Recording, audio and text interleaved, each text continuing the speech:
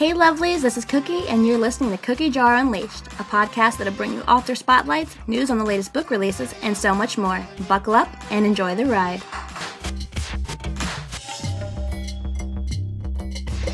Hey lovely, welcome back to Cookie Jar Unleashed. I am your host Cookie. I'm super excited as always to be here. On today's show, we're going to be a little bit different as far as I will be more candid.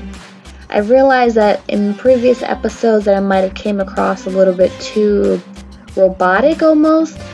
I mean, I've asked my friends and they've said that it sounds, like I sound normal or whatever you want to call it. However, I think being candid and being open and showing a little bit more of my personality, I don't know, I think we might engage better. Or at least that's the theory. We'll see. So, we're going to discuss a little bit about books, behind the scenes on piracy, reviews, a little bit of this and a little bit of that. Okay, let me throw out a disclaimer before I start talking officially. I am not against used bookstores by any means, okay? So let me just throw that out there because I'm always worrying about pitchforks and torches. However, I was on TikTok today and saw a video that kind of made me sad, honestly.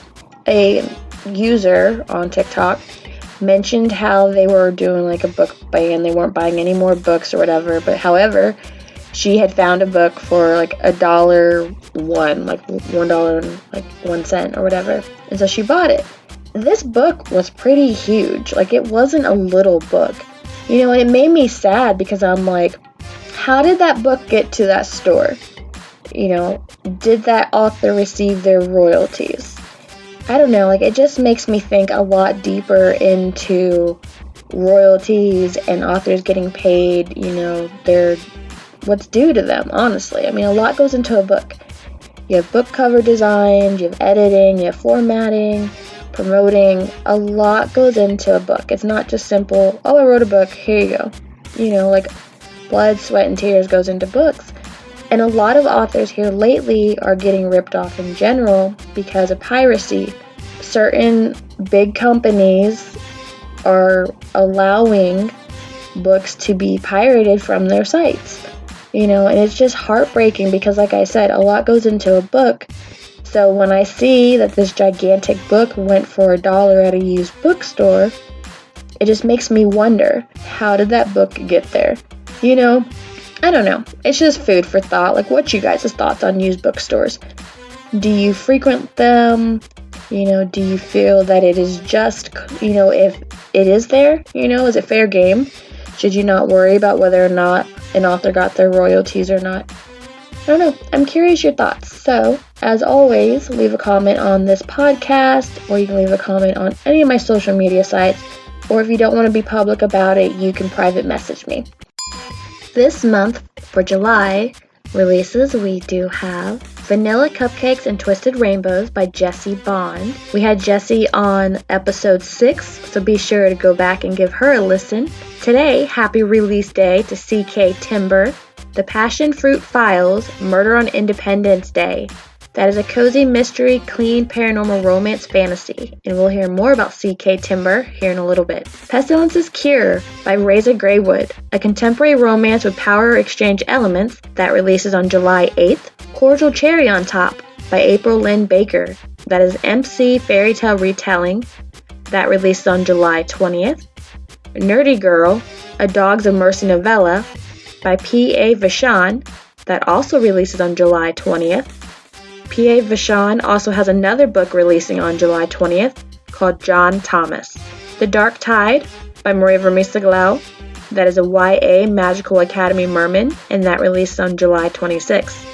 Next year releases, we have Call Me Freak by J.A. Rolls, that is a dark stalker romance. That comes out March 27th, 2023. That is available for pre-order now. Aliens on Earth, that is a St. Jude's charity anthology in a sci-fi romance. That releases May 9th, 2023, and that is also up for pre-order. Available now, we have Yours to Tame by Claudia Stevens, that is an erotic romance BDSM. Fun fact, I write under Claudia Stevens, so that's actually my book. We also have Haunting Emily by Temperance Dawn, that is a paranormal romance. Cleo and the Missing God by Terry Hooker, that is a fantasy read. Beau Laid by Justin Boring, that is a contemporary romance. The Coven of the Crow and Shadows by Birdie Rivers, that is a paranormal romance.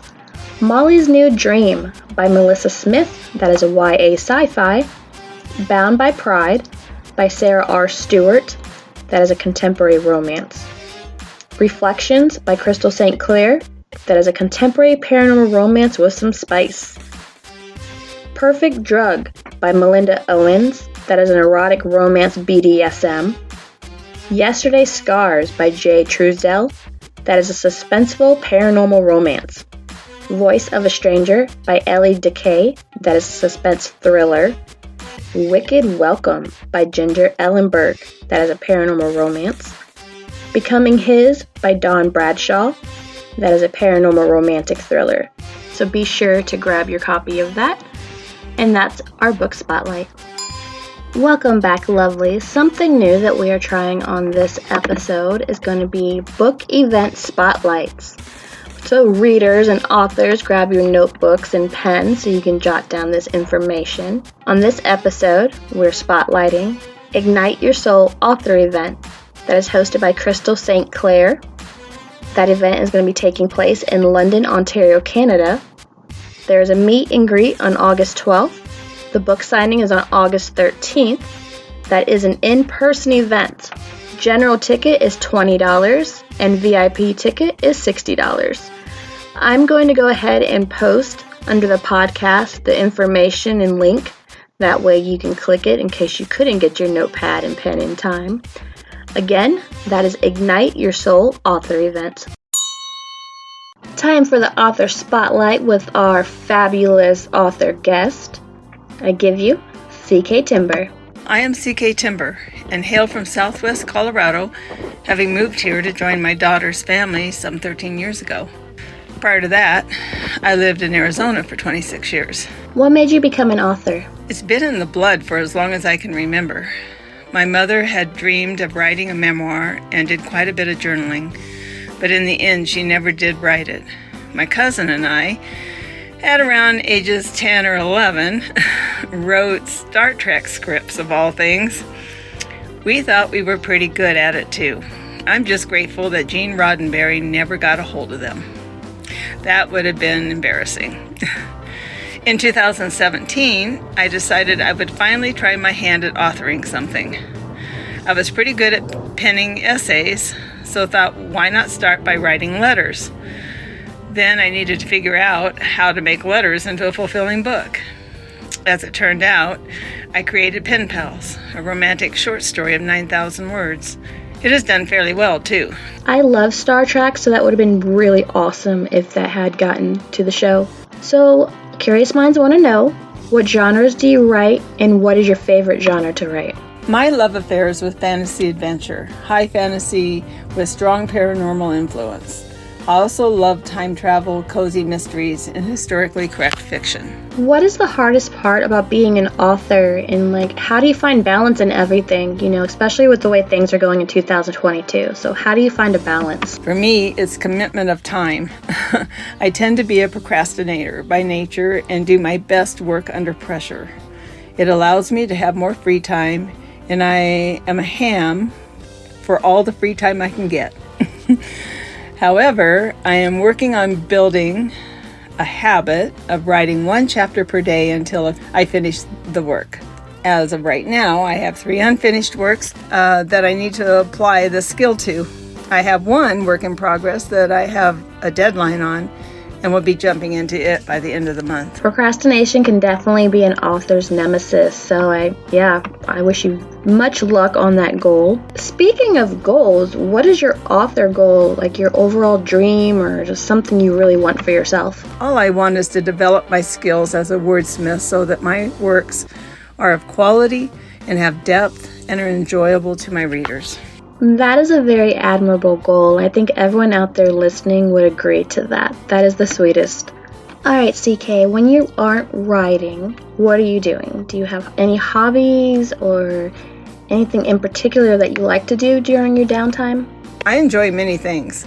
But I am a horsewoman first and foremost. I love animals, and anything with animals is enjoyable. I love water, and being by the ocean or lake or river is always high on my list.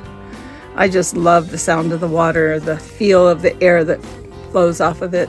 I love to read. I think most of us authors do.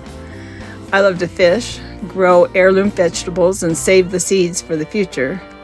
Once upon a time, I could call myself an artist. I don't do a lot of art, classic or traditional art anymore, but I do love making book covers and making author ad art. Do you have a home library since you make book covers? I know a lot of book cover artists like to buy the books that they've created the covers for. That way they can display them in their homes.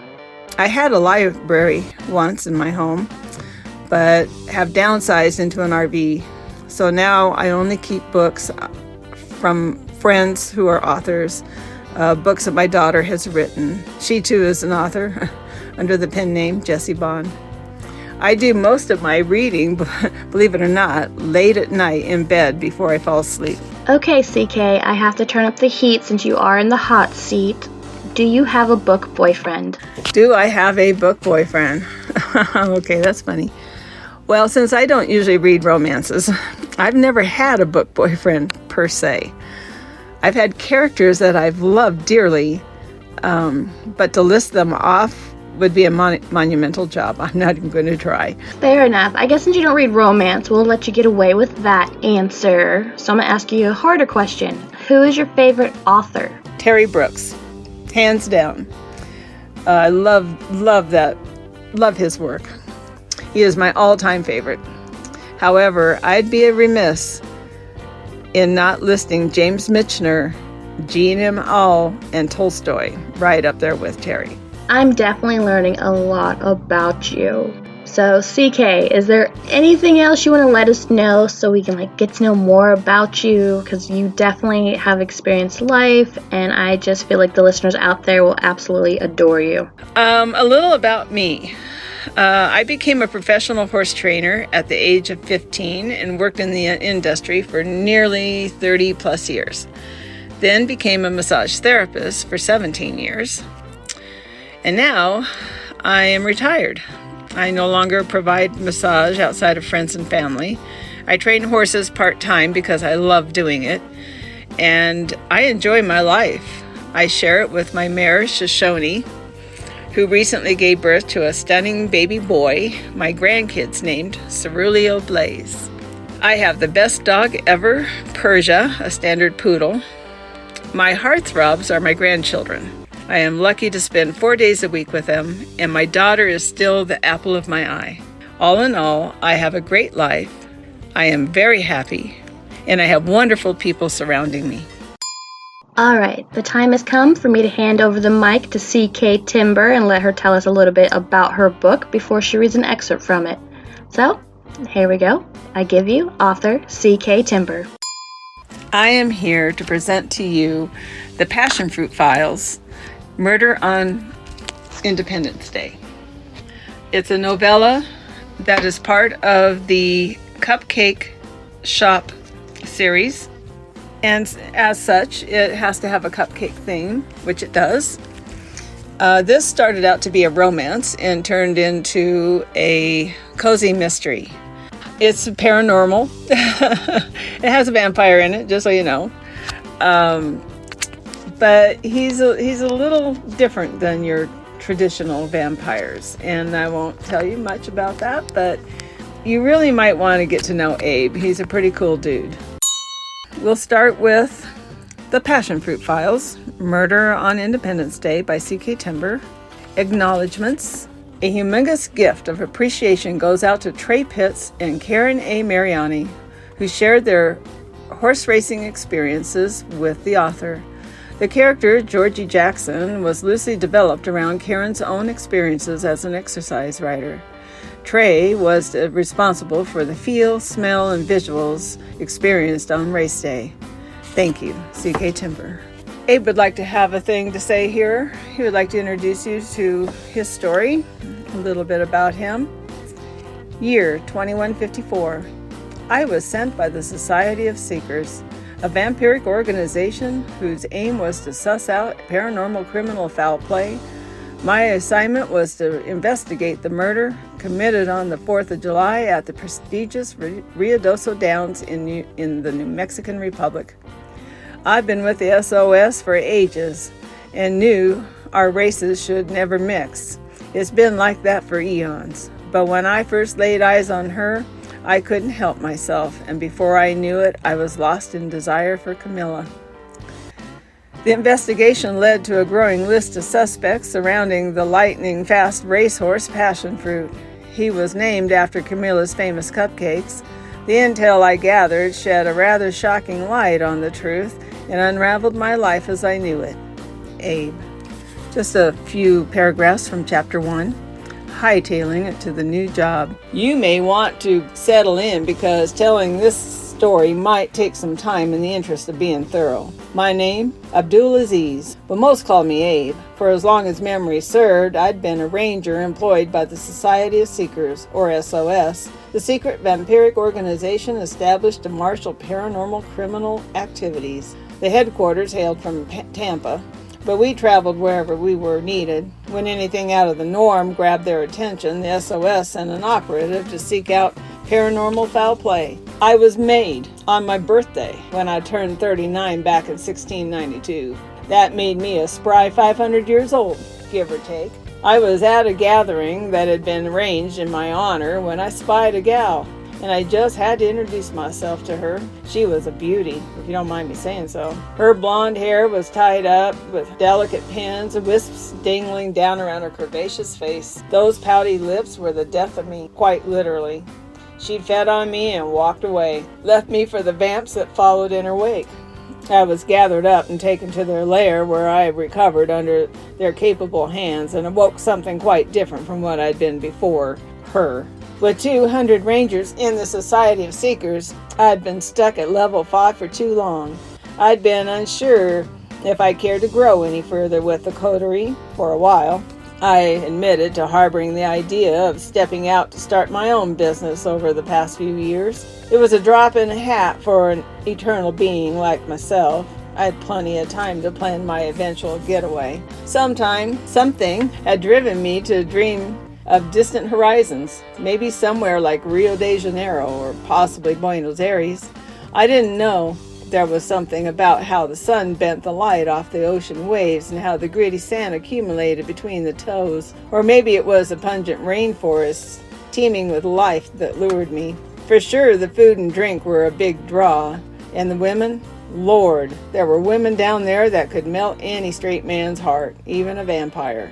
Though as a species, we refrained from interacting with humans. As far as the SOS was concerned, we limited our contact with the race to our investigations. Still, I had a romance going on with South America for some time. Someday I'd retire and head on down. It was just a distant thought at this point. 2 weeks ago, I was saddled by my desk, finalizing a job that had taken me out to Seattle when an alert scrolled across my screen of my laptop. Computers were never my strong point, but I'd always been capable enough with them. I could break into a mainframe if called to, but it wasn't something I liked doing. Office detail had always set my wires crossed. It brought out the cantankerous side in me, so I avoided my turn at paperwork for as long as the high smoosh would allow. My boss, Rousseau Benoit, was efficient and well-liked at SOS. He ran a tight ship, but knew where to loosen strings to keep his operatives happy and productive. Benoit was younger than me by about 200 years, but he had the necessary skills and the ambition to climb all the way to the top. Hard-working and fair, he expected quality performance from those in the employ of the SOS. Benoit also came with a warrior's heart, having served in the 4th Vampiric War as Lieutenant Colonel over operations. He was a perfect fit to govern the society, and I respected him. My fingertips tapped across the keyboard and clicked open the memo alert. Society of Seekers, Office of Rousseau Benoit, date 7/8/2154. Reference, Independence Day murder, Ruidoso, New Mexican Republic. Case 9065521. Abdulaziz. Abe, here's your next assignment. We need you to be in Ruidoso within the week regarding the suspicious death of a prominent horse trainer at Ruidoso Downs on July 4th. Give yourself 3 days to peruse the file and set yourself up with accommodations. Remit your findings as soon as possible. Good luck, RB. Note, try not to gamble your paycheck away too quickly. You may be there for a while. As much as I wanted to snort derision at the gambling dig, I couldn't help but smile. Benoit knew me well. I'd be doing my share of betting on the horses while at the Downs, assuming my investigations led to the races. I'd flown in on United 522 and was deposited at the Albuquerque International Airport after a rather bronch-busting ride. A lot had changed in the New Mexican Republic since my last visit.